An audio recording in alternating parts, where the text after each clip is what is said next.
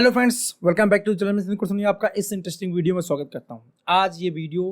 आज की इस वीडियो में फ्रेंड हम बहुत ही डिटेल में समझेंगे कि एक फार्मास्यूटिकल कंपनी लॉन्च कैसे की जाती है, लॉन्च करने में कौन कौन से प्रोसेस इन्वॉल्व होते हैं, और अगर आप फार्मास्यूटिकल कंपनी लॉन्च करने जा रहे हैं तो आप कैसे करेंगे, कौन कौन से स्टेप्स आएंगे, कैसे आप डिसीजन लेंगे, ए टू जेड पूरा प्रोसेस हम समझेंगे बहुत ही डिटेल में। लेकिन यहाँ पे खास बात यही है कि आपको ना सारी चीज़ें बहुत अच्छे से समझनी होंगी, तभी आप जो है कर पाएंगे। और दूसरी बात ये, इस वीडियो को पूरा देखना पड़ेगा। पहले ही मैं बता देता हूँ, ये वीडियो थोड़ा सा बड़ा हो जाएगा। वैसे मैं बड़ा वीडियो बनाने काफ़ी ज़्यादा अभी अवॉइड करता हूँ, क्योंकि उस पर व्यूज़ मतलब ड्यूरेशन जो व्यू आता है बहुत ही कम आता है, राइट। मतलब हमने बनाया आधे घंटे का वीडियो, तो उस पर जो है टोटल वॉच टाइम जो मेरे पास में दिखता है, जो एवरेज व्यू आता है वो 4 मिनट या 5 मिनट का आता है। तो इसलिए लॉन्ग फॉर्मेट वीडियो में थोड़ा सा दूरी बना कर रखता हूँ, 10 से 15 मिनट ही वीडियो बनाया जाए। लेकिन यस, बहुत सारे लोगों की ये रिक्वेस्ट थी कि ये कंपनी स्टार्ट कैसे किया जाता है, कैसे रन करना चाहिए, कैसे रन होती है, तो बहुत ही डिटेल में। और इसी वीडियो का, अगर इस वीडियो में डिपार्टमेंट की ज़्यादा डिस्कशन नहीं करूंगा कि एक कंपनी के अंदर डिपार्टमेंट कौन कौन से होते हैं, उसके बारे में ऑलरेडी मैं वीडियो बना चुका हूं फ्रेंड। उसका लिंक मैं डिस्क्रिप्शन में दे रहा हूं। आप वहां से अगर कंपनी के डिपार्टमेंट, उनके फंक्शन, उनके वर्क के बारे में जानना चाहते हैं तो सबसे पहले जाके वो वाला वीडियो देख लीजिए। यहाँ कंपनी स्टार्ट कैसे होती है, रन कैसे कराई जाती है, कौन कौन से आप कैंपेन रन कर सकते हैं, कैसे आप बिजनेस जनरेट कर सकते हैं, कंपनी क्यों लॉन्च करनी चाहिए, उन सब चीज़ों के बारे में डिटेल में बात करेंगे। और यस, ये जो पूरा प्रेजेंटेशन होने वाला है ये माइंड मैप पे होने वाला है। और इसके पहले जो मैंने वीडियो बनाया था वो भी माइंड मैप के ऊपर था, काफ़ी डिटेल में, काफ़ी बड़ा वीडियो था, समथिंग अराउंड आधे घंटे के आसपास का वीडियो था। तो ये भी कितना बड़ा होगा अभी मुझे आइडिया नहीं है, बट बड़ा होगा, राइट। चलो, अभी सारी जो इंस्ट्रक्शंस देने थे मैंने दे दिए हैं, ठीक है। अब चलता हूँ कंप्यूटर स्क्रीन पे और वहाँ पे माइंड मैप ओपन करते हैं और वहाँ समझते हैं कि क्या एक्चुअल प्रोसेस होता है अगर आप कंपनी स्टार्ट करना चाहते हैं तो, ठीक है। चलो, ऐसा वीडियो आपको जल्दी कहीं देखने को नहीं मिलेगा। मैं बहुत ही इन डेप्थ हर चीज़ यहाँ पे बताने वाला हूँ, तो बहुत अच्छे समझिएगा अगर आप फार्मा कंपनी स्टार्ट करने का सोच रहे हैं तो। चलो, मैं आ जाता हूँ अपने कंप्यूटर स्क्रीन के ऊपर। तो फ्रेंड्स, जैसा आप देख रहे हैं मैं आ गया हूँ अपने कंप्यूटर स्क्रीन के ऊपर और यहाँ पे फार्मा कंपनी स्टार्टअप एक हेडिंग आपको दिख रहा है जो कि सेंटर में लिखा हुआ है। इसके आगे थिंक आपको दिखाई दे रहा है, राइट। तो pharma marketing company startup means एक मार्केटिंग कंपनी कैसे हम स्टार्ट करेंगे उसके बारे में हम लोग देखेंगे। तो यहाँ थिंक क्यों लिखा हुआ? थिंक लिखने का मतलब ये है कि अगर आप फार्मा कंपनी स्टार्ट करने जा रहे हैं ना, तो पहले सोचिए कि आप फार्मा कंपनी क्यों स्टार्ट करना चाहते हैं, राइट। थोड़ा मैं इसको जूम इन कर देता हूं जिससे आपको थोड़ी जो चीज़ें लिखी हुई हैं बड़ी दिखाई देंगी, राइट। तो सबसे पहले आपको सोचने की जरूरत है। क्या सोचना है आपको? Why you want to launch the pharma company. जब मार्केट के अंदर इतनी ढेर सारी कंपनी ऑलरेडी प्रेजेंट है फ्रेंड, देन आप क्यों नई कंपनी लेके आना चाहते हो? अंडरस्टैंड, आपका पर्पज क्या है लेके आने का? विच प्रॉब्लम यू विल सॉल्व, कौन सी ऐसी दिक्कत है, कौन सी ऐसी प्रॉब्लम है आप जो सॉल्व करने वाले हैं, ये सोचना समझना बहुत ज़्यादा जरूरी है। देखो, मोस्ट ऑफ द लोग क्यों लेके आते हैं फार्मा कंपनी? पैसा कमाने के लिए। कभी भी ना किसी भी बिजनेस का मनी जो होता है ना एक बाई प्रोडक्ट होता है। अगर आप सिर्फ पैसा कमाने के लिए कोई काम करने जाओगे ना तो पैसा नहीं आएगा। अगर आपको पैसा कमाना है ना तो आपको कुछ ऐसा काम करना पड़ेगा जिससे लोगों की कहीं कोई ना कोई प्रॉब्लम सॉर्ट आउट हो रही होगी, लोगों की हेल्प हो रही हो, लोग आपसे कनेक्ट हो रहे हो, लोग आपसे जुड़ रहे हो, लोग आपकी बातों को सुन रहे हो। जब आप कनेक्ट हो जाते हैं ना तो आपको सर्विसेज आप ऑफर करने लगते हैं, बहुत सारे प्रोडक्ट्स आ जाते हैं और आपके प्रोडक्ट चलने लग जाते हैं और बिजनेस जनरेट होना शुरू हो जाता है, राइट। तो कौन सा प्रोडक्ट आप मतलब कौन सा प्रॉब्लम सॉल्विंग प्रोडक्ट लेके आने वाले हो, कौन सा प्रॉब्लम सॉल्विंग सर्विसेज लेके आने वाले हो? देखो, फार्मा मार्केटिंग कंपनी का मतलब सिर्फ ये नहीं होता कि हम मेडिसिन सेल करने जा रहे हैं, नो। फार्मा मार्केटिंग कंपनी का मतलब होता है कि आप सर्जिकल के भी आइटम सेल कर सकते हैं, इंजेक्टेबल्स भी सेल कर सकते हैं, आप टैबलेट कैप्सूल सिरप भी सेल कर सकते हैं, या फिर कोई आप प्रॉब्लम सॉल्विंग सर्विसेज से टेली मेडिसिन भी उसी में आ जाता है, या टेलीफोनिक कोई सर्विस दे रहे हैं, कोई सॉफ्टवेयर स्टार्ट करने जा रहे हैं, कोई ऐप स्टार्ट करने जा रहे हैं, कुछ भी ऐसी चीज़ जो हेल्थ केयर इंडस्ट्री के अंदर हेल्थ केयर सर्विसेज प्रोवाइड करती है, हेल्थ के बेनिफिट्स प्रोवाइड करती है अपने कस्टमर को, पेशेंट को, that is called the pharma, ठीक है। फार्मा में ये सारी चीज़ें काउंट हो जाती है। तो कौन सी आप ऐसी प्रॉब्लम सॉर्ट आउट करने जा रहे हैं या कौन सा ऐसा प्रोडक्ट लेके आ रहे हैं, सबसे पहले आपको ये बहुत ही इंपॉर्टेंट है ये सोचना। दूसरी बात ये है कि आप जब आपने प्रॉब्लम सोच ली तो कौन सी स्पेशलिटी को बिलोंग करता है। क्या वो गायनिक स्पेशलिटी में है, पीडिया में है, बच्चों का प्रॉब्लम है, बड़ों की प्रॉब्लम है, फीमेल्स की प्रॉब्लम है, गायनिक हो गए मतलब आर्थोपेडिक का है, ईएनटी का, ईयर नोज थ्रोट से रिलेटेड है, आई से रिलेटेड है, न्यूरो से रिलेटेड है, कौन सी स्पेशलिटी में आप जो है जाना चाहते हैं, कौन सी टाइप के प्रॉब्लम को सॉर्ट आउट करना चाहते हैं, उसको एकदम स्पेसिफाइड कर लीजिए। प्लस इसके बाद जो नेक्स्ट पॉइंट आता है कि आप कितने लोगों के साथ अपना स्टार्ट करना चाहते हैं, कितने लोगों के साथ हमें कंपनी स्टार्ट करनी चाहिए, ये कैसे मुझे पता चलेगा। देखो ये हमारे फंड साइज के ऊपर डिपेंड करता है कि हम इनिशियल जो सीड फंड है वो हम कितना लेके चल रहे हैं, उसके ऊपर चीज़ें डिपेंड करती हैं। क्या मैं 10 मेडिकल रैप के साथ स्टार्ट कर सकता हूँ? जी हाँ, आप 10 के साथ स्टार्ट कर सकते हैं, 20 के साथ स्टार्ट कर सकते हैं, डिपेंड करता है फंड कितना है आपके पास में। अगर आपके पास 20 मेडिकल रैप के इक्वल फंड है तो बिल्कुल आप वहाँ से भी स्टार्ट कर सकते हैं, राइट। अब फंड कितना होना चाहिए, इसके लिए खैर आपको बजटिंग में जाके समझना पड़ेगा, या फिर आप मुझसे पर्सनल एक सेशन ले सकते हैं। मैं लिंक यहाँ पे नीचे डिस्क्रिप्शन में दे रहा हूँ, आप मुझसे पर्सनल जूम कॉल बुक करके डिटेल थोड़ा सा आप बजटिंग को समझ लीजिए, तब आप फंड साइड डिसाइड कर पाएंगे कितना फंड आपके पास में होना चाहिए। लेकिन अगर आप 10 लाख रुपए का फंड लेके चल रहे हैं तो आप समझिए आप और एक मेडिकल रैप सिर्फ काम कर सकते हो फील्ड के अंदर, बस इतना ही आप मान के चलो। इससे ज़्यादा फील्ड फोर्स आप इंक्रीज करोगे तो आपके फंड की स्टेबिलिटी पुअर होती जाएगी, मतलब एक अच्छा आप एवरेज अच्छा फंड लेके नहीं चल रहे हो, ऐसा मान के चलो। बाकी 10 लाख में आप 4-5 मेडिकल रैप रख के भी काम चला सकते हो। लेकिन जब हम कोई भी कंपनी फ्रेंड स्टार्ट करते हैं, कोशिश यही करते हैं कि मेरे पास में कम से कम 1 लाख रुपीज़ का रिजर्व फंड होना चाहिए जब कंपनी का सारा खर्चा निकालने के बाद, जिससे मैं अपने फील्ड फोर्स को अब खर्चा बर्चा कर सकूँ, उनके ऊपर इन्वेस्टमेंट कर सकूँ, जो कस्टमर है उनके ऊपर इन्वेस्टमेंट कर सकूँ, मीटिंग्स करा सकूँ, बहुत सी जरूरत की चीज़ें उन सब चीज़ों को रन कर सकूँ, मतलब ला सकूँ, इनपुट है, गिफ्ट है, बहुत सारी चीज़ें होती है, सब चीज़ हो सके, इतना फंड हमारे पास में होना चाहिए, जिसको हम अच्छा सीड फंड बोलते हैं। ठीक है, 1 ईयर का आपके पास पे होना चाहिए लगभग। तो सीड अमाउंट मैंने बता दिया, सीड अमाउंट आप इसी हिसाब से, सीड अमाउंट आपका 5 लाख भी हो सकता है, 5 लाख में देखो कंपनी स्टार्ट हो सकती है, ऐसी बात नहीं कि 5 लाख में हम फार्मा कंपनी स्टार्ट नहीं कर सकते। इस वीडियो का भी लिंक भी मैं डिस्क्रिप्शन में दे दूंगा कि 5 लाख रुपए में अगर कंपनी स्टार्ट करना तो आप कैसे करोगे, पॉसिबल है, बिल्कुल पॉसिबल है। ठीक है, तो आप वो वीडियो चाहो तो देख सकते हो, डिटेल में वहाँ नहीं जाएंगे, बट यस इनिशियल स्टेज में आप 5 लाख के साथ चाहो तो बिजनेस स्टार्ट कर सकते हो, अंडरस्टैंड। तो सीड अमाउंट आप 5 लाख से लेके आपका 10, 15, 20, 50, 1 CR जितना भी हो जाए उतनी अच्छी बात है।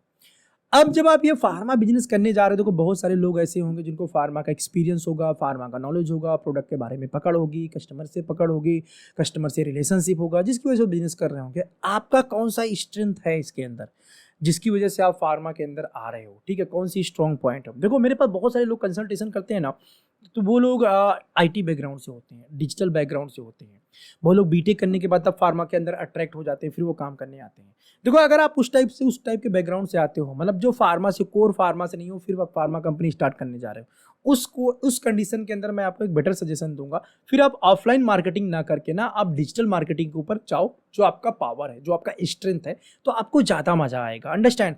आप ऑफलाइन में जाके ना फंस सकते हो, उसमें ट्रैप में जा सकते हो, बहुत सारी ट्रेडिशन आपको मतलब सारी चीज़ें सीखनी पड़ेंगी, और डिजिटल चीज़ों की आपको समझ है, नॉलेज है, तो वहाँ पे बहुत जल्दी से ना बिजनेस ग्रो कर सकते हो, अंडरस्टैंड। और वो बहुत तेज़ी के साथ ग्रोइंग भी है। तो अगर आप उस पॉइंट से आते हैं तो मतलब इस ऐसे बैकग्राउंड से आते हैं तो, अदरवाइज आपकी जो स्ट्रॉन्ग पॉइंट है उसके अराउंड देखो फार्मा को कैसे आप रन कर सकते हो अपनी स्ट्रॉन्ग पॉइंट को यूज करके, राइट। तो ये आपको प्लान करना चाहिए। इसके बाद जब ऊपर के तीनों पॉइंट हो जाते हैं फ्रेंड, आप थिंकिंग कर लेते हैं, प्लानिंग कर लेते हैं, सीड अमाउंट आप डिसाइड कर लेते हैं, अपनी स्ट्रॉन्ग पॉइंट सब कुछ फाइनल कर लेते हैं, देन आता है कंपनी का रजिस्ट्रेशन प्रोसेस। यस, अगर जब सब कुछ सही है, ठीक है, आपने प्लान कर लिया है, अब जो स्टेप है वो है आपका कंपनी का रजिस्ट्रेशन।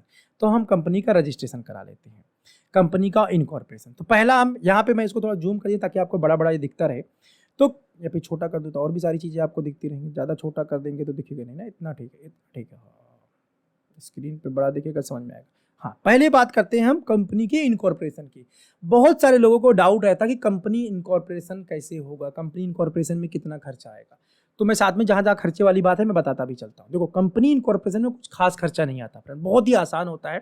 अगर आप कंपनी रजिस्ट्रेशन कराना चाहते हैं तो किसी भी CA या CS, ये काम बेसिकली CS का होता है, बट CA के थ्रू अटैचमेंट में ये लोग रहते हैं, किसी भी CA के थ्रू आप जो है अपना, या CS के थ्रू अपना कंपनी इनकॉर्पोरेशन कर सकते हैं। इसके अंदर बहुत ही बेसिक डॉक्यूमेंट्स लगते हैं, जैसे आपका ID प्रूफ हो गया, जो कि आधार कार्ड हो सकता है, या आपका पासपोर्ट हो सकता है, कोई भी ID प्रूफ आपका हो जाता है, आपका कैरेक्टर सर्टिफिकेट होगा, मतलब कि जब आप कंपनी स्टार्ट करने जा रहे हैं तो आप ड्रग लाइसेंस भी बनवाएंगे, तो जो डॉक्यूमेंट्स ड्रग लाइसेंस में लगता है वही कंपनी इनकॉर्पोरेशन में लगता है। तो 3-4 आपका पैन कार्ड हो गया, आपका ID कार्ड हो गया, आपका कैरेक्टर सर्टिफिकेट हो गया, आपके ऑफिस का जो है जो एड्रेस होगा वो हो गया। तो ऐसे 4-5 चीज़ें जब CA से आप मिलेंगे तो आपको लिस्ट प्रोवाइड कर देगा, बता देगी 3-4 चीज़ें मुझे दे दो, 15 से 20 दिन या मैक्सिमम 1 महीने, मैक्सिमम मान के चलो 1 महीने के अंदर आपका कंपनी इनकॉर्पोरेशन हो जाता है। जब आप ये सारे डॉक्यूमेंट सीए को दे देते हैं तो उस कंडीशन के अंदर सीए क्या करता है, आपकी कंपनी इनकॉर्पोरेट कर देता है। कंपनी इनकॉर्पोरेट करने पे आपको CIN नंबर मिलता है, company identification number, tan pan, ये सब बनवाना पड़ता है, सब वो सीए आपको बता देगा। ठीक है, डॉक्यूमेंटेशन पार्ट में बहुत ज़्यादा अंदर नहीं जाएंगे, लेकिन ये बहुत ही आसान प्रोसेस होता है। बस आपको इसमें 15,000 से लेकर 30,000 रुपए के बीच में खर्चा आएगा। अब ये खर्चा CA टू CA वेरी भी करता है, अंडरस्टैंड, कोई फिक्स इसका रेट नहीं है, CA टू CA वेरी करता है। आप जहां जिससे भी कांटेक्ट करें उसके हिसाब से निगोशिएट कर लीजिए। ठीक, पहला काम स्टेप है कंपनी का इनकॉर्पोरेशन करना। अब जो कंपनी का इनकॉर्पोरेशन कर लेंगे, जिस नाम से आप कंपनी इनकॉर्पोरेट करेंगे उसी सेम नेम से आपको GST लेना होगा। GST लेने का भी खर्चा 1,000 से लेकर 2,000 रुपए के बीच में लगता है। किसी भी CA से के थ्रू आप ले सकते हैं, जिससे आपने कंपनी इनकॉर्पोरेट कराया उसी से GST बना लीजिए, या किसी लॉयर के थ्रू बना सकते हैं। GST बनाने में, कंपनी इनकॉर्पोरेट में कोई खर्चा गवर्नमेंट का नहीं है, लेकिन ये लोग काम करते हैं, मेहनत करते हैं, बनाते हैं, इसलिए खर्चा देना पड़ता है। ठीक है, ये भी मैं आपके नॉलेज के लिए बता देता हूं, बाकी इसमें खर्चा कुछ लगता नहीं है। एक्चुअल गवर्नमेंट का जो खर्चा है कुछ भी नहीं है, GST फ्री बन जाता है। तो यहाँ पे आप GST बना लेंगे, 2 दिन के अंदर आपको GST नंबर मिल जाएगा। उसके लिए भी डॉक्यूमेंट्स जो कंपनी रजिस्ट्रेशन में लगेगा वही लगेगा सेम। इसके बाद आपका आता है drug licence. Drug licence DL जिसको बोलते हैं। अगर आप एलोपैथिक मेडिसिन का काम स्टार्ट करने जा रहे हैं, उस कंडीशन के अंदर आपको ड्रग लाइसेंस की जरूरत पड़ेगी। अगर आप न्यूट्रास्यूटिकल या फिर आप फूड सप्लीमेंट का काम करने जा रहे हैं, या आप आयुर्वेदिक प्रोडक्ट का काम करने जा रहे हैं, इन तीनों ही केस के अंदर फ्रेंड आपको DL नंबर लेने की जरूरत नहीं है, ड्रग लाइसेंस लेने की रिक्वायरमेंट नहीं है। अगर आप मेडिसिन का काम करने जा रहे हैं, मींस एलोपैथिक मेडिसिन का काम करने जा रहे हैं, उसी केस के अंदर आपको ड्रग लाइसेंस की जरूरत पड़ेगी, अदरवाइज ड्रग लाइसेंस लेने की जरूरत नहीं पड़ेगी। उसके बाद जो नेक्स्ट स्टेप आपको चाहिए होता है वो तो फूड लाइसेंस। अब जिस नाम पर से कंपनी इनकॉर्पोरेट किए रहेंगे उसी नाम से आपको ड्रग लाइसेंस बनाना होता है, उसी सेम एड्रेस पर ड्रग लाइसेंस बनाना होता है।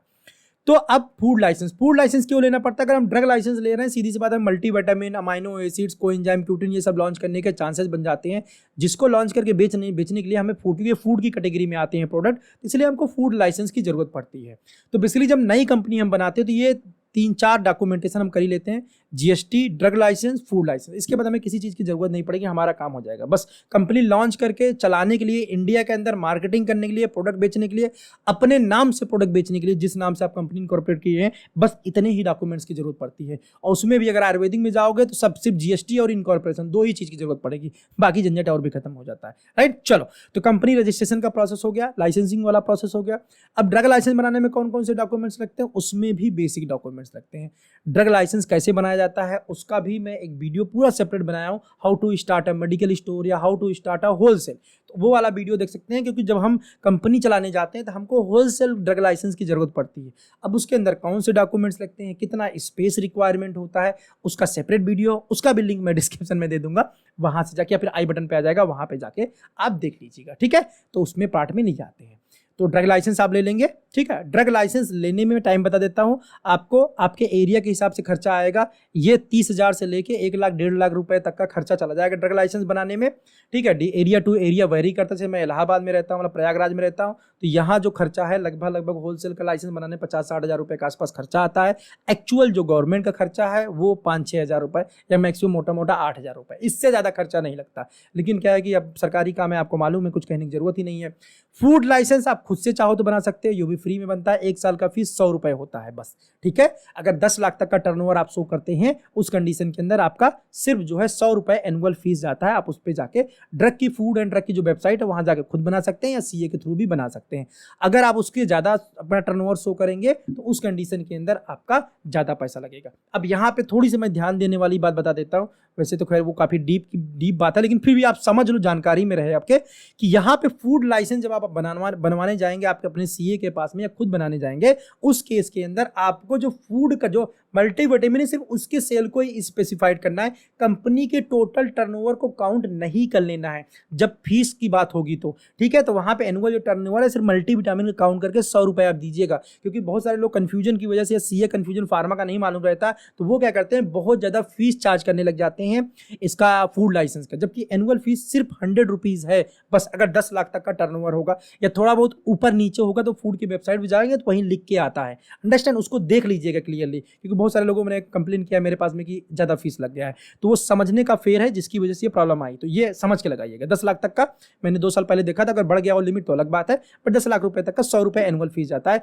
अब 1 साल का बनवा लो, 2 साल का बनवा लो, 5 साल का, 10 साल का, चाहो तो आप एक बार में फुल लाइसेंस बनवा सकते हो। 5 साल का फीस दे के बनवाओगे तो 5 साल के लिए हो गया, फिर से फीस रिन्यूअल करना होगा, फिर से फीस जमा करना पड़ेगा, सीधी बात, ठीक है। चलो नेक्स्ट स्टेप पे चलते हैं। अभी नेक्स्ट स्टेप पे जब आपका कंपनी इनकॉर्पोरेशन हो गया, GST, drug licence, food licence सब कुछ हो गया, उसके बाद सबसे इंपॉर्टेंट जो आता है प्रोडक्ट सिलेक्शन। आपने शुरू में कंपनी जब लॉन्च करने के लिए प्लान किया तभी मैंने बताया था कौन सी स्पेशलिटी कहाँ पे क्या प्लान आपने किया हुआ है, वही वाला स्टेप यहाँ पे दोबारा आ जाता है। अब आप जो भी स्पेशलिटी, जो भी एरिया आपने प्लान करके कंपनी स्टार्ट किया हुआ है, उस पर्टिकुलर स्पेशलिटी के अंदर आप कौन कौन से प्रोडक्ट के साथ में काम करेंगे। जैसे मैंने प्लान किया कि मैं पीडिया में अपनी कंपनी स्टार्ट करूंगा, पेडियाट्रिक प्रोडक्ट लेके आऊंगा, तो पेडियाट्रिक प्रोडक्ट तो लेके आऊंगा, लेकिन पेडियाट्रिक में कौन कौन से प्रोडक्ट लाऊंगा उसका सिलेक्शन हम कैसे करेंगे। या फिर गायनेक में हम बात करें कि गायनेक सेगमेंट में अगर मैं स्टार्ट करना चाहता हूं तो उसमें कौन कौन से प्रोडक्ट लेके आएंगे। अब जो फ्रेंड प्रोडक्ट होते हैं ना, वो 2 टाइप के बेसिकली होते हैं। एक होता है जनरल प्रोडक्ट और एक होता है कॉन्सेप्ट सेलिंग ब्रांड, ठीक है। जनरल प्रोडक्ट कौन से होते हैं? जनरल प्रोडक्ट फ्रेंड ऐसे ब्रांड्स होते हैं जो जनरली मार्केट में अवेलेबल होते हैं, बहुत सारी कंपनीज के आ रहे होते हैं, राइट। उन्हीं को हम कॉपी पेस्ट कर लेते हैं। या फिर generally most selling salts also available in generics, generic में भी वो साल्ट अवेलेबल है, जेनरिक में भी प्रोडक्ट अवेलेबल होते हैं, उनको हम जनरल प्रोडक्ट बेचते हैं। इनको इन प्रोडक्ट्स को बेचना थोड़ा सा टफ होता है, क्योंकि कहीं लेके गए, बोला मैं जेनरिक वाला क्यों ना दे दूं, डॉक्टर बोल रहा है आपका ही क्या ले लूँ, दूसरी कंपनी का ले लूँ, या फिर इन्वेस्टमेंट एक्टिविटी, इन सब बहुत सारी चीज़ों की यहाँ पे जरूरत होती है। जनरल प्रोडक्ट को सेल करना थोड़ा सा टफ होता है। जनरल प्रोडक्ट में जब तक आपके स्ट्रॉन्ग रिलेशन नहीं होंगे, बॉन्डिंग नहीं होंगे, तब तक आप प्रोडक्ट सेल नहीं कर पाएंगे। काफ़ी ज़्यादा प्रॉब्लम, स्ट्रगल हमें फेस करना पड़ता है। अभी जनरल प्रोडक्ट के साथ में अगर आप लॉन्च करते हैं, बट जनरल प्रोडक्ट की एक्सेप्टेबिलिटी ज़्यादा है, एक्सेप्टेबिलिटी, शायद सही से नहीं बोल पा रहा हूँ क्या, एक्सेप्टेबिलिटी, हाँ अभी सही है ठीक है। एक्सेप्टेबिलिटी जो है ज़्यादा है, और वहाँ पे हम मामले में फंसते हैं, कहीं भी हमारा में लिक्विडेट नहीं हो तो स्कीम देके हम लिक्विडेट कर सकते हैं। इसलिए जनरल प्रोडक्ट अपने पास में कुछ ना कुछ होना चाहिए, राइट। अब जनरल प्रोडक्ट का सेल्स जनरेशन स्टेप्स देख लेते हैं कि अगर आपको जनरल प्रोडक्ट सेल करना है फ्रेंड, उस केस के अंदर ना आप कौन कौन सी एक्टिविटीज़ मार्केट के अंदर कर सकते हो, राइट। देखो ज़्यादा डिटेल के लिए किसी चीज़ के लिए आप ना मुझसे जूम कंसल्टेशन लेके बात कर सकते हो। नंबर मैंने या फिर सेकंड में डाल दूंगा, ठीक है। जूम कंसल्टेशन, क्योंकि हम बहुत जाएंगे तो ये घंटों का टॉपिक है, दिनों का टॉपिक है, जिसको मैं कम से कम टाइम में बताने की कोशिश कर रहा हूँ।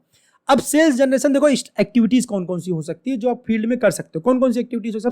सबसे इंपॉर्टेंट जो है फ्रेंड, जब तक आप रेगुलर कॉल नहीं करेंगे ना, कुछ भी बात बनने वाली नहीं। क्योंकि रेगुलरिटी से क्या होता है ना, डॉक्टर समझता है हाँ भाई ये बंदा आता है, इस नाम की कोई कंपनी है, ये पर्टिकुलर पर्सन मेहनत कर रहा है, थोड़ा उससे इंटरेक्शन होता है, और बार बार जाने से क्या होता है, उस आदमी की अच्छाइयाँ बुराइयाँ पता चलती है। अंडरस्टैंड, रेगुलर कॉल सबसे ज़्यादा इंपॉर्टेंट है कंसिस्टेंसी के साथ में।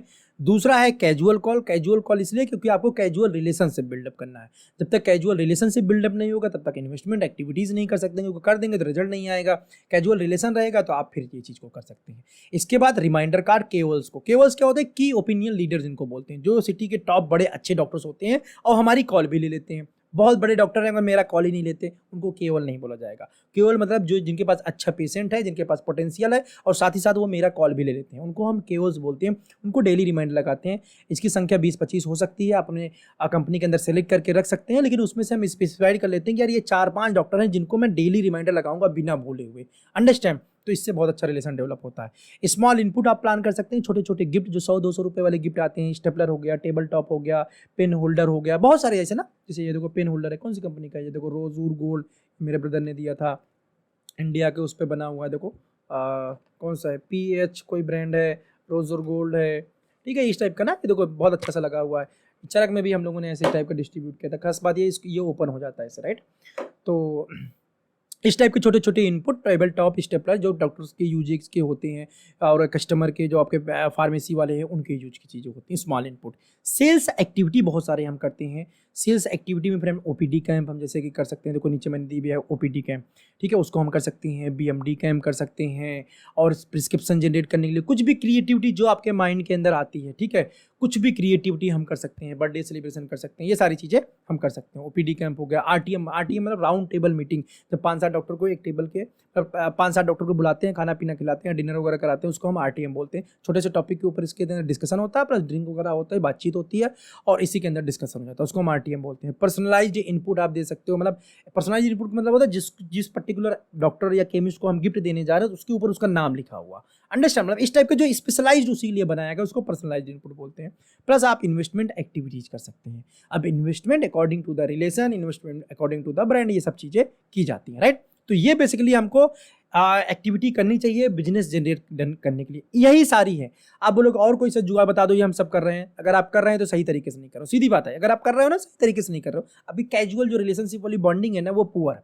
बाकी यही चीज़ है। बाकी इसके बाद अगर कोई और एक्टिविटी आप करना चाहते हो तो टोटल फ्रेंड वो क्रिएटिविटी के ऊपर डिपेंड करता है, सिचुएशन के ऊपर, ब्रांड के ऊपर, कंपनी के ऊपर, वो पर्टिकुलर स्पेसिफिक होकर चीज़ें क्रिएट कर सकते हैं। ठीक है, उसके लिए फिर आपको जूम कॉल बुक करके मुझसे बात ही करना होगा। बट मोटा मोटा अगर आप कंपनी रन करें तो इतनी चीज़ को बहुत आसानी से आप फॉलो कर सकते हैं, इससे 100% रिजल्ट मिल जाएगा। ठीक है, चलो अब हम कहाँ पे आ जाते हैं, अब हम आ जाते हैं कॉन्सेप्ट सेलिंग ब्रांड पे। तो कॉन्सेप्ट सेलिंग ब्रांड क्या होता है? देखिए, कॉन्सेप्ट सेलिंग ब्रांड में मोस्टली जो होते हैं फ्रेंड न्यूट्रास्यूटिकल ब्रांड से आते हैं। अब ये न्यूट्रास्यूटिकल ब्रांड को कॉन्सेप्ट सेलिंग ब्रांड क्यों बोला जाता है? इनको कॉन्सेप्ट सेलिंग ब्रांड इसलिए बोला जाता है फ्रेंड, क्योंकि जब आप जनरल प्रोडक्ट जैसे मैंने बताया उसमें आपने ब्रांड को कॉपी किया होता है कि कोई कुछ भी, कोई न्यूमोसलाइट बेच रहा है मैं भी न्यूमोसलाइट बेचने लगा, कोई एसिक्लोफेनेक पैरासीटामोल बेच रहा है मैं भी बेचने लग गया। यहाँ पे जो प्रोडक्ट डेवलप किए जाते हैं वो डिजीज सेंट्रिक डेवलप, वो वहाँ पे ना मॉलिक्यूल सेंट्रिक प्रोडक्ट होता है। बट जब कॉन्सेप्ट मॉलिक्यूल की हम बात करते हैं, कॉन्सेप्ट प्रोडक्ट की बात करते हैं, तो ये जो प्रोडक्ट होते हैं ये डिजीज स्पेसिफिक प्रोडक्ट होते हैं। जैसे कि पीसीओडी हो गया, पॉलीसिस्टिक ओवेरियन सिंड्रोम।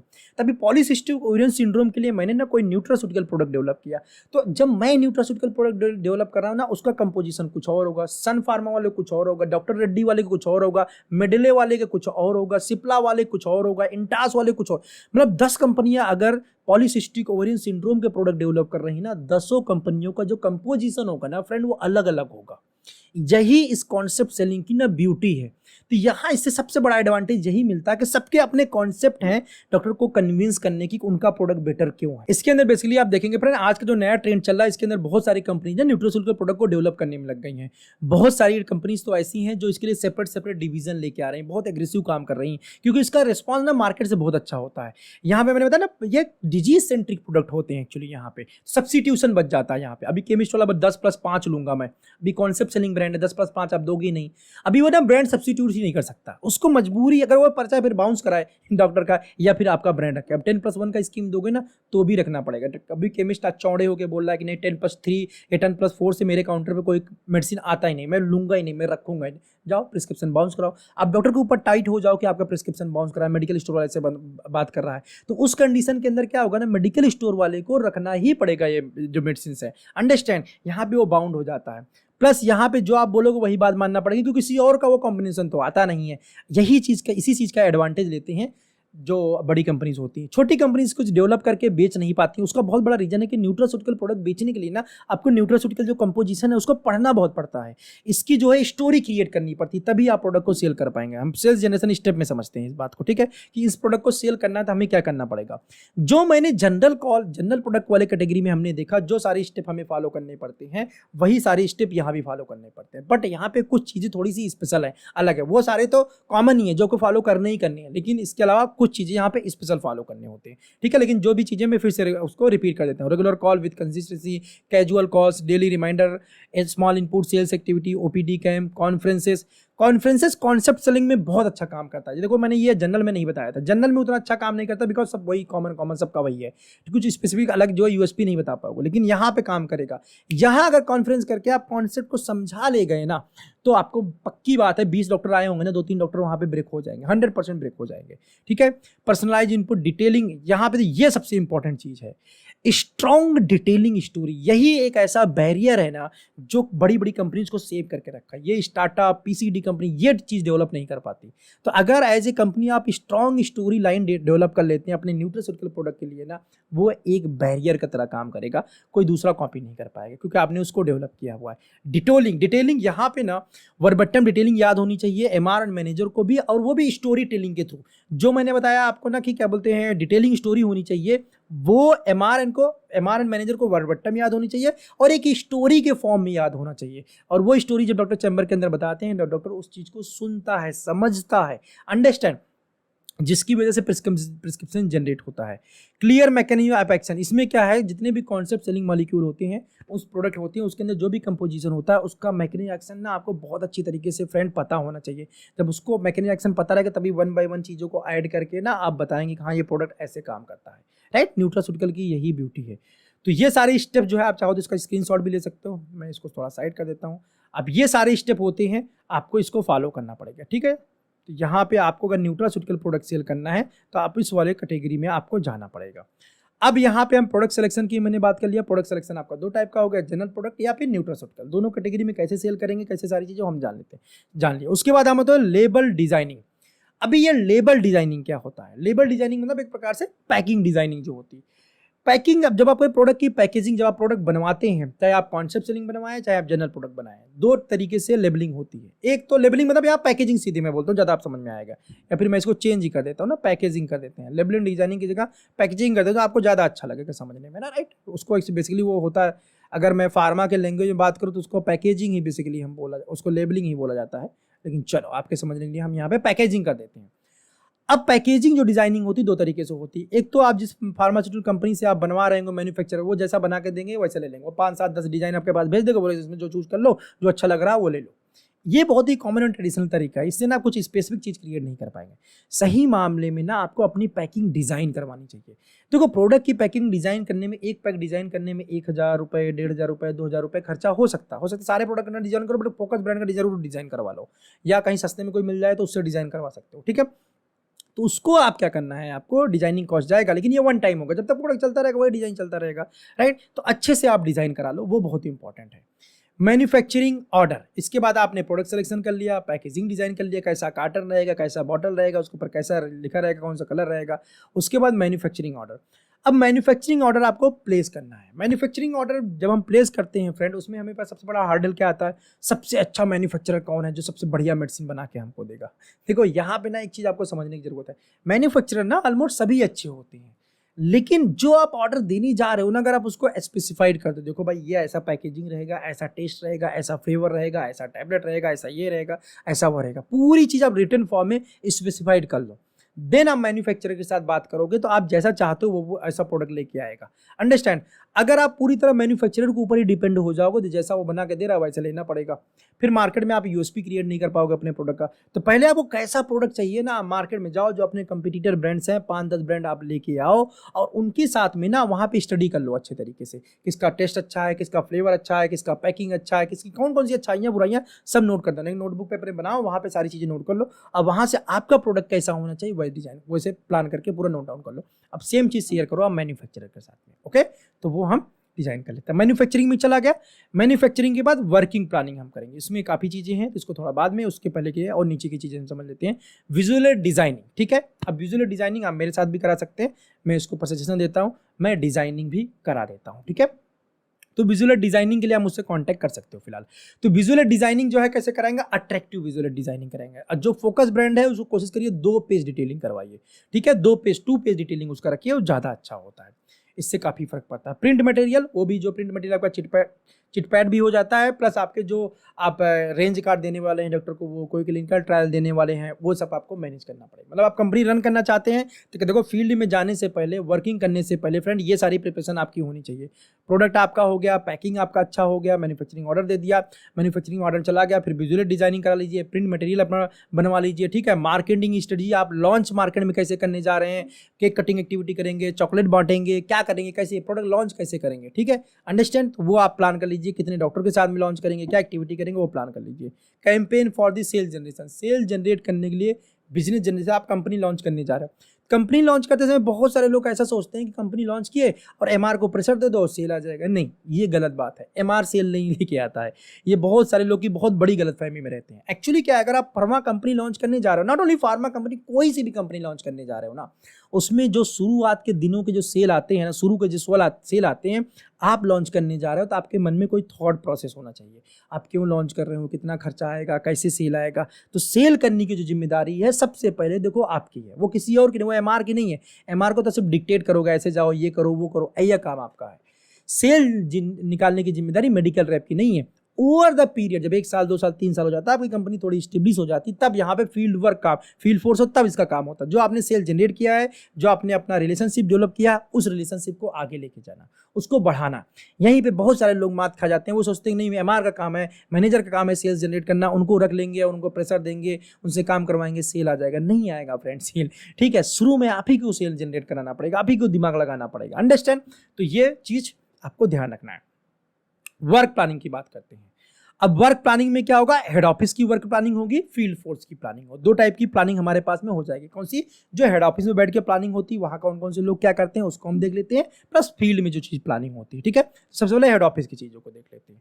तो हेड ऑफिस में कौन कौन से डिपार्टमेंट होते हैं, एक फार्मा कंपनी के अंदर बहुत सारे डिपार्टमेंट होते हैं। यहाँ पे जो इंपॉर्टेंट डिपार्टमेंट है मैंने वो हाईलाइट किया हुआ है। ठीक है, जैसे कि अपना एचआर हो गया, एचआर ह्यूमन रिसोर्स। अभी आप स्टार्टअप कंपनी हो तो एक ही एचआर आप रख सकते हो, या फिर खुद भी एचआर बन सकते हो, डिपेंड करता है कि आपका फंड साइज है। भाई 10-15-20 लाख रुपए कंपनी खोलोगे तो खुद ही एचआर बन जाओगे, ठीक है, खुद ही सारा काम कर रहे होगे, या एक एडमिन रखोगे, वो एचआर का काम उसको सौंप दोगे, ऐसा कर सकते हो। फुल फ्लैश काम, यहाँ मैंने जो चीजें बताई है फुल फ्लैश कंपनी का एचआर होता है। कंपनी के अंदर एचआर क्या करता है, बेसिकली एम्प्लॉय मैनेजमेंट करता है, सैलरी मैनेजमेंट करता है और इंसेंटिव मैनेजमेंट करता है। मैनेजमेंट का मतलब होता है डिस्पैच करना, देखना, कैलकुलेट करना, देखभाल करना, ये सारा काम। ठीक है, एचआर का बेसिकली काम ही हो जाता है। एडमिन क्या करता है, एडमिन ही बेसिकली ब्रिज की तरह काम करता है, फील्ड फोर्स और कंपनी के एचओ के जो लोग होते हैं, हेड ऑफिस के जो लोग होते हैं, उनके बीच में ब्रिज की तरह काम करता है, कनेक्शन की तरह काम करता है।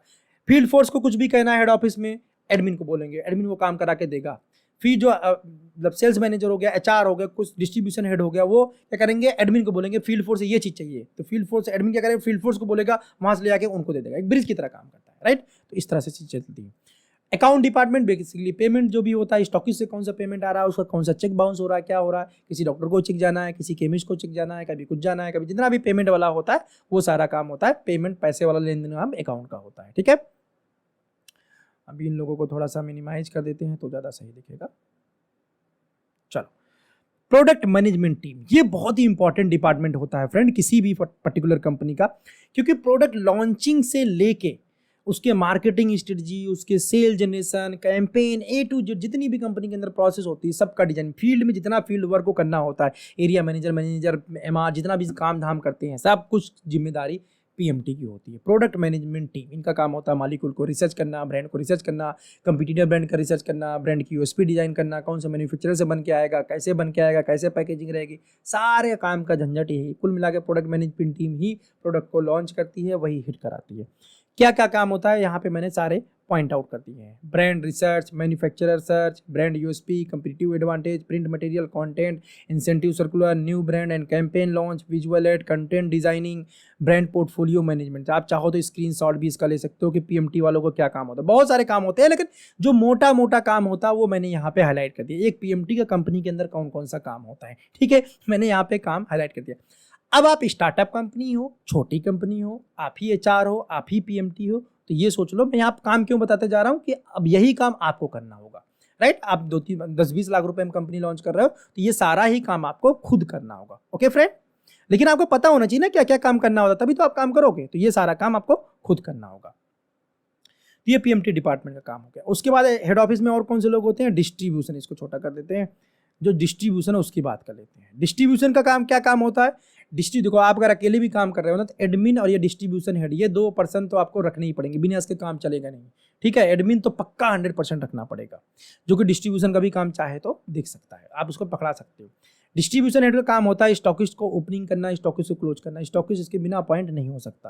प्रोडक्ट के स्टॉक की अवेलेबिलिटी करना, कब मैन्युफैक्चरिंग में ऑर्डर जाएगा, कितना आपके पास स्टॉक रहेगा, कब ऑर्डर भेजना है, कब प्रोडक्ट कहाँ से कहाँ मूव करना है, ये सारा मैनेजमेंट। ठीक है, स्टॉकिस्ट का पेमेंट टाइम पे आया कि नहीं आया, बाउंस हुआ क्या हुआ, प्रोडक्ट के ऊपर कितना बोनस जाना है, अब कोई प्रोडक्ट एक्सपायरी होने वाला है उसके ऊपर बोनस देके लिक्विडेट कर देते हैं, कितना बोनस देंगे, ये सब डिसीजन टोटल, क्योंकि प्रॉफिट मार्जिन का जो सिस्टम गेम देखना होता है ये डिस्ट्रीब्यूशन डिपार्टमेंट देता है कि मैन्युफैक्चरिंग कॉस्ट कितना आ रहा है और कितने पे हम सेल कर रहे हैं, कंपनी के पास प्रॉफिट कितना आ रहा है, रेशियो कितना मेंटेन रखना चाहिए, ये काम डिस्ट्रीब्यूशन डिपार्टमेंट का होता है। राइट, तो वो लोग इसको देखते हैं। एक्सपायरी मैनेजमेंट मैंने आपको बता दिया। राइट, तो ये बेसिकली काम, अगर मैं जूम कर देता हूँ, स्क्रीनशॉट लेना चाहो तो आप ले सकते हो, ये बेसिकली काम जो हो जाता है वो स्टॉकिस्ट डिस्ट्रीब्यूशन का काम होता है, इतना काम। ठीक है, छोटा कर लेते हैं।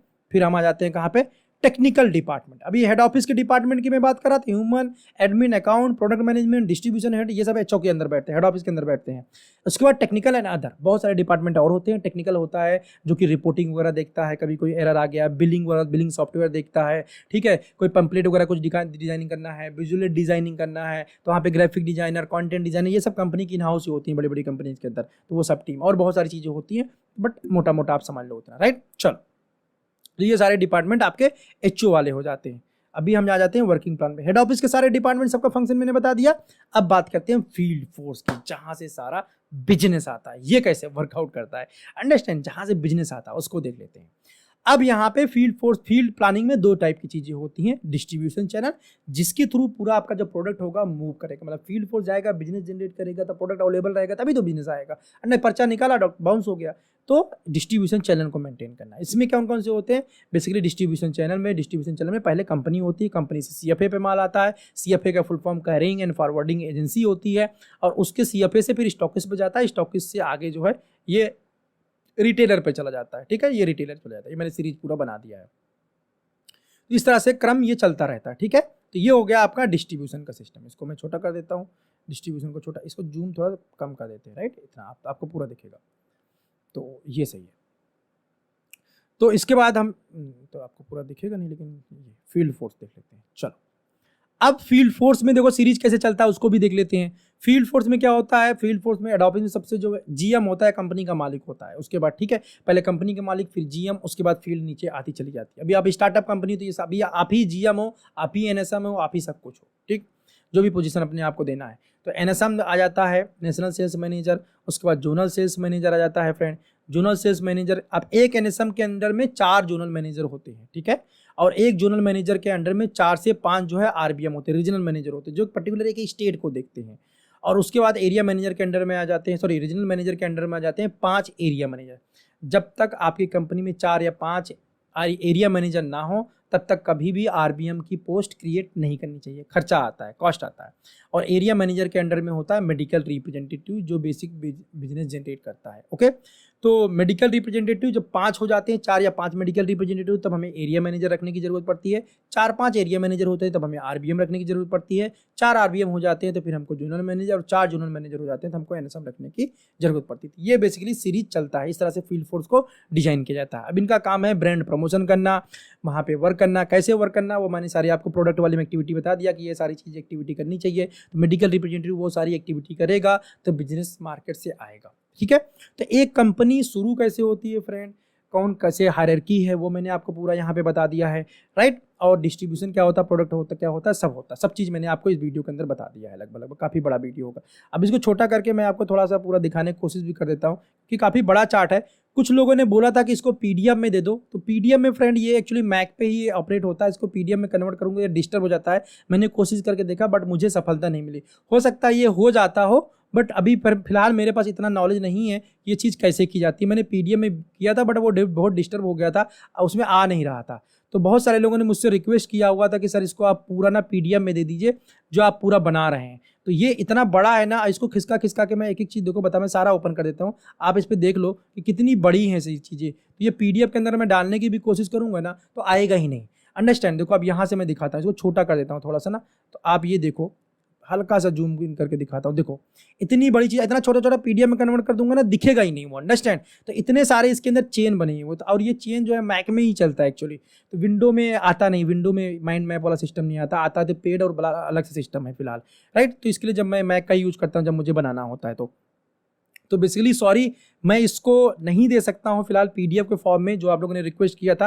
मुझे देने में इस सीट को कोई प्रॉब्लम नहीं है किसी को कि आप ले लो, इसको देख लो, मुझे 1% ना प्रॉब्लम नहीं है इस चीज़ को कहीं भी। आप देखो ये पूरा माइंड में मैंने बनाया है। अब मुझे, जैसे मैंने आपको वीडियो के अंदर हर एक चीज़ ओपन करके बता दिया है, तो ये चीज़ मुझे देने में किसी को प्रॉब्लम नहीं है क्योंकि मैंने सारा बता तो दिया ही है, अंडरस्टैंड। बट क्या है कि ये मैक की चीज़ है, जो कोई मैक यूजर है मुझसे बोलेगा तो ये माइंड मैप करके जो एक्स माइंड करके मैं ऐप पे यूज करके बना रहा हूँ, उसको मैं फाइल ट्रांसफर कर सकता हूँ। अगर आप कोई मैक यूजर है तो मुझसे ये फाइल ले सकता है, उसको मैं दे दूंगा, ठीक है। तो आप उस पर देख सकते हो। बाकी लोगों के लिए सॉरी डियर, ये किसी और पे काम नहीं करता है, इसलिए मुझे, और काम भी थोड़ा बहुत करता होगा तो मुझे फिलहाल उतना भी टेक्नोलॉजी में नॉलेज नहीं है, अपने काम भर का ही नॉलेज में रखता हूँ, ठीक है। तो इसको पूरा क्लोज कर देते हैं। देखो एक बार में पूरा क्लोज हो गया, एक बार में ही पूरा ये ओपन भी हो जाएगा, राइट। एक बार में 85 इसके अंदर लिंक है, देखो एक बार में पूरा ओपन हो गया, ये देख लो आप, अब पूरा एक बार में क्लोज हो जाता है, ठीक है। तो ये माइंड मैप की ब्यूटी है कि यहाँ से थोड़ा समझना वगैरह काफ़ी आसान होता है, बहुत अच्छे से चीज़ें समझ में आ जाती है। बिकॉज ऑफ दैट रीजन जब मुझे कोई बड़ा सा फ्लो चार्ट प्रेजेंटेशन करना होता तो माइंड मैप का यूज करता हूँ।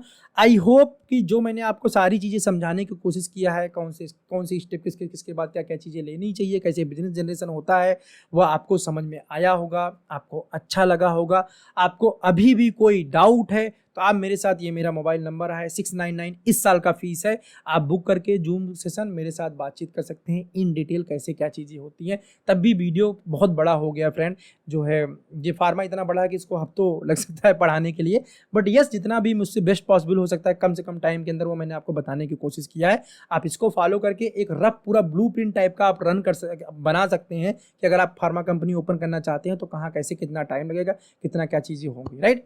चलो आई होप आपको वीडियो अच्छा लगा हो, और अच्छा लगा होगा तो एक लाइक कर देना यार, जिससे मुझे बहुत अच्छा लगता है, मोटिवेशन मुझे मिलता है। और यस कमेंट करके आपको क्या इस चीज़ के अंदर अच्छी लगी, और ऐसे ही क्या वीडियोज आप और चाहते हैं, कौन से और टॉपिक के ऊपर ऐसा फ्लो चार्ट पूरा आप चाहते हैं जिसमें मैं डिटेल में जाके बात करूं, आपको समझाऊं, कौन सा टॉपिक पे आप चाहते हो मुझे कमेंट करके बताओ। पूरी कोशिश करूंगा माइंड मैप के ऊपर जाके पूरा स्प्रेड करके ना अंदर का नॉलेज निकाल के लेके आऊँ, ताकि आप चीज़ों बहुत अच्छे तरीके से ना बहुत ही ईजी वे में चीज़ों को समझ पाओ। ठीक है, बस इस वीडियो में इतना ही, मिलता हूँ नेक्स्ट वीडियो में।